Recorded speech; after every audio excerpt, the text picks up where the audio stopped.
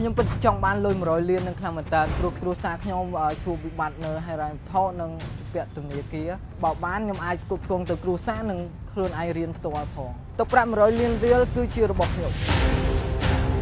បាទឈ្មោះដេនដេខ្ញុំបច្ចុប្បន្នរស់នៅសង្កាត់ភ្នំពេញថ្មីខណ្ឌសែនសុខរាជធានីភ្នំពេញបច្ចុប្បន្នខ្ញុំជានិស្សិតឆ្នាំទី2នៅសាកលវិទ្យាល័យភូមិន្ទភ្នំពេញរៀនខាងបរិស្ថានពីការរៀនរបស់ខ្ញុំគឺតាក់ទងនឹងការប្រកួតដែរព្រោះដោយសារតែរៀននេះគឺឆ្លាញ់លើភាពស្រស់ស្អាតទី1គឺទីក្រុងស្អាតទី2តាមផ្លូវថ្នល់គឺស្អាតទី3គឺខ្លួនប្រាណយើងស្អាតតែម្ដងហាត់ដើម្បីសុខភាព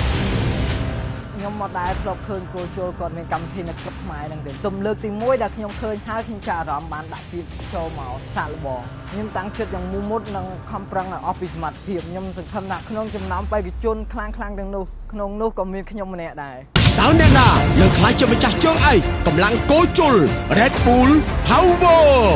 ជាមួយនឹងទឹកប្រាក់100 លានរៀលកម្លាំងគោជល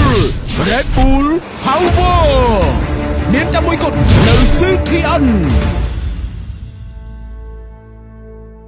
បើក្លៀមឈ្នះភ្លាមរកខ្ញុំគាត់ពីជើងវត្តប្រាពី2025បន្តពីច្រើនរង្វាន់ពីក្រវល់កំពង់គួជល